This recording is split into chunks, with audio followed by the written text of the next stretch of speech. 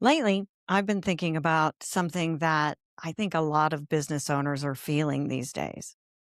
People are overwhelmed with content. AI is accelerating messaging, making there more of it. And attention is everywhere, but trust feels even harder to build. I have said for years that sales is a transfer of enthusiasm. But here's the thing.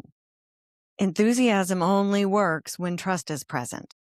If trust isn't present, then enthusiasm feels like pressure. Welcome to Deals with Heels. I'm Debra, your host. Welcome to the show. Today, we're talking about demand building in the age of the trust gap, why trust is the real currency, and how you build connection long before you ever ask for the sale.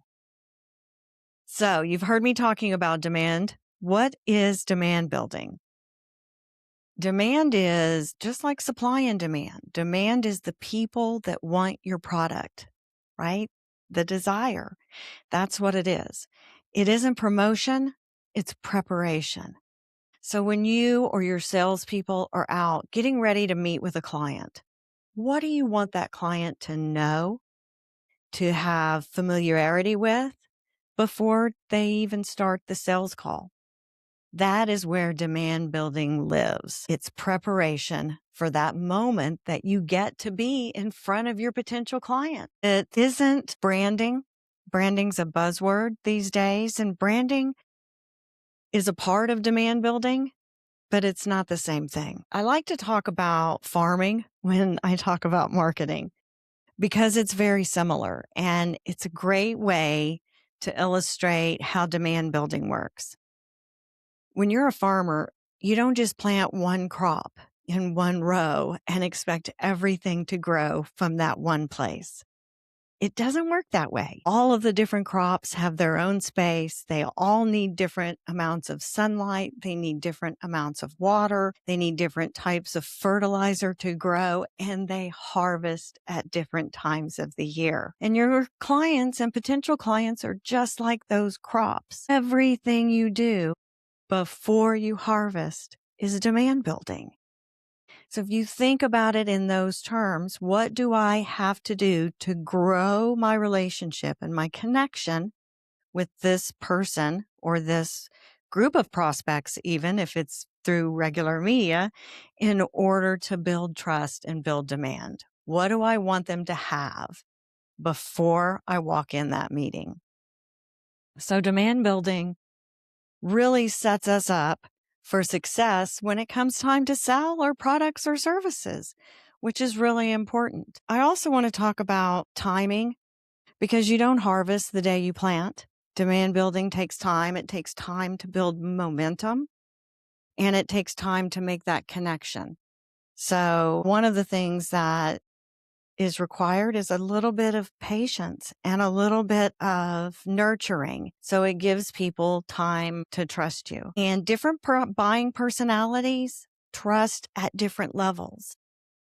You have thinkers, boy, they need a lot of time. They need a lot of information. They don't want to make a wrong decision, and they make a very informed choice.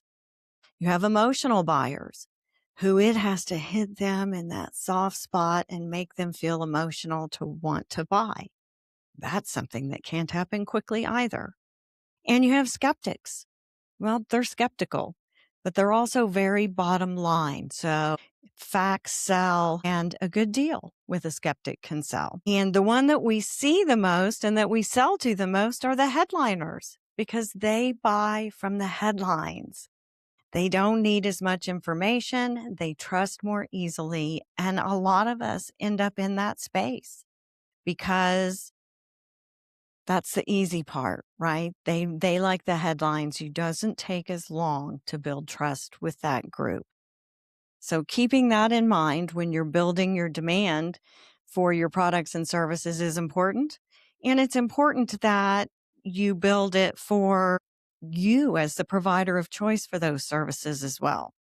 So you're building demand for your products and services in general and demand for you and your business as the provider of choice for those products and services. And I can use my agency as a great example. We may do promotion and talks about why you should have a professional agency help you with your marketing, how they can tailor your message and target your advertising and media towards your specific buyers, and talk about all of those things in a generic way to help people understand why it's important to have professional help when it comes to your marketing in general. And that builds demand with people who currently aren't using any professional help. They're doing it all themselves. Then I also do media that talks about my specific expertise, which is marketing within the sales cycle and sales culture to make sure that your strategy builds that whole sales cycle from demand building through presentations all the way through asking for the sale and follow up and getting referral business. So that's why you should choose me. Those two different types of demand building are really important, and it's important that you're covering both of them, especially if you're in an industry that is new or that it has had big technological advances. And a great example of that would be an AI agency, an agency that uses a lot of AI and they own it. They say it up front. They have a little bit of demand building to do to convince people why an AI agency is important. So that's a really good example from my company's perspective about how AI can work. Not AI, pardon me, but how demand building works. I was looking at the next line on my outline and started a little early. But the next section is about the trust gap. So what is the trust gap? It is the gap between attention and trust and belief. Right now, there's all kinds of media and content being made, and it gets a lot of attention, especially the new AI content. And bots are out there creating their own content and filling up our feeds with that. And all of that attention has just saturated the market, and it makes it difficult for people to connect. You can't connect with AI content. The words might be good, but that's a scroll past. It's not a real connection that turns into a sale. And everybody's inundated by that. So it creates a gap between attention and having a lot of visibility and actual real results, which come from trust and building demand. There's performative marketing, and there's a lot of content being made that generates a lot of eyeballs and a lot of likes and some fantastic content creators that are out there. But for most of us in a business, the number of engagements and likes and comments aren't really important. None of us are ever going to be getting hundreds of thousands of likes in order to actually monetize from the content itself. And then once you do that, the best way to monetize is with affiliate. And then you're really out there in face selling, talking about this is the best podcasting microphone and you can link to it and buy it, right? And most of us aren't wanting to do that. We're wanting to sell our products that we're so passionate about. So the most important thing isn't performative marketing that's really hitting the hot spots on key performance indicators like click-through rate and impressions and engagement, because those often don't turn into real results. And so what we really want are the 25 people that are ready to buy our services to see our content and for them to have already learned about us through our demand building so that when we do have our sales content out or when they need us, we're the ones that they think about. So those things are really important when talking about the trust gap. Skepticism is rising at an incredible level. I'm skeptical of almost everything I see on social media. AI not only makes content, but they lie because they're just trying to please the prompter. And AI is only as good as the person writing the prompt. And what expertise are they in when they're writing it? So it's important to understand that visibility doesn't equal demand. They may know about your content, but it doesn't build trust unless it's demand building content. Some symptoms of the trust gap. So if you think you might be in that area where Your content is performing pretty well, but it's not translating. You think you might be in the trust gap. Here are some symptoms for you to think about. Trust gap symptoms. People are watching, but they don't act. So you're getting attention, you're getting visibility, you're getting likes and engagement. Maybe your content creator or your agency is saying, we don't know what's wrong because all of the numbers are there. You should be converting. You're in the trust gap. You haven't built demand and you haven't built enough trust. Your followers don't convert. Maybe you've built a lot of followers, but they aren't buying anything from you, and you don't get a lot of messages from them about your services. And when noise really replaces connection. So when I talk about noise, I'm talking about all of the things that are out there, the funny stuff, the political stuff, all of those types of conversations that get a lot of attention. They don't build demand. And when that starts replacing having connection, then you're in the trust gap. So the next thing I want to talk about is how do you build demand through trust? And demand building is how you earn the right to be believed. So before they're going to just believe that I'm the best sales strategist agency for them, I have built demand. So I've earned that right through my podcast, through my work, through referrals, through my success. I've earned the right. I've built it with them, with all of the things that I post and talk about, right? All of it's out there. And so that demand building is so important because that is the preparation. That's what gave us the right to be believed. So when you're transferring enthusiasm and you've built demand, they believe you and they're enthusiastic quicker, and that sales process goes smooth. We've all been there when they're like, yeah, I talked to somebody about your agency and I was thinking about, right? When that is happening, boy, isn't it a much easier conversation? So let's get in on how that is. Demand building is a relationship before the request for the business. It's the warmth before the offer. It's the human connection before the transaction.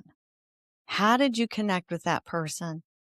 That's why referrals are so good, because they transfer a little bit of that connection and trust to the next person. So it warms up the market. So when I talk about warmth, that's what I'm talking about. They have a little bit of information about you. They have a little bit of trust about you. And whether they got that from a referral source or from watching your content and listening to you speak and the media and advertising you're putting out or the good you're doing in the community, it doesn't matter as long as you're building it. And likely it's multiple trust points that that's happening with. Sales is a transfer enthusiasm, and trust is what makes that transfer real. You can transfer enthusiasm with humor. You can transfer it with rage and emotion, and people get really fired up. But without the trust, you're not building demand. So trust is really what makes that transfer real from a sales cycle standpoint. All right, let's talk about the 3 pillars of trust-based demand. And the first one is consistency. When you're building your brand, you talked about your core values, you talked about your pricing structure, the things that were important to you, the level of service that you provide. It's important that you're consistent with those. It's important that you don't cave in and give in to something that you would not normally give into, like lowering your price, competing with the low-cost provider, which will always make you want to give less service because you're not making as much money. That's how the low-cost provider makes money, is volume. They can't provide the level of service that someone that charges more can. So stay in your lane and be consistent with your messaging. Be consistent with where you are, where people can find you. Be consistent with your targeting and stay true to your prospects and target. Don't be tempted to get away from that and get on a trend when you know that your prospects aren't there. For example, if you're business to business, but there's a big trend, everybody's getting on this Facebook and everybody's on social media, and you want to jump on that because that's what everyone says is important to you, don't do that. You know where your customers are. And yeah, some of them might be on Facebook, but you have to weed through everything to find them on there. It's just not a great place for a business to business type of company. The next thing is resonance. Your message has to resonate with them. It has to hit their hot button. So if I am a thinker buyer, then all of the data information, all of the information, because they just really want as much as possible, all of that is going to resonate with that type of a buyer. The headliners, boy, give me the glow, give me the paint job, give me all of the shine. And so resonating with them is a little bit easier, but they also have to feel that whole kind of style with it too, right? A headliner is quick and competitive and trend setting. So creating messages that resonate, and that will build trust and demand. And then finally, the final pillar is proof of care. And what I mean by that is your actions, your media, proving that you really care. Part of being enthusiastic about your products and services is being enthusiastic about how much they help people. And that is a trust thing. And when it's not genuine, people know. People know when someone's faking it.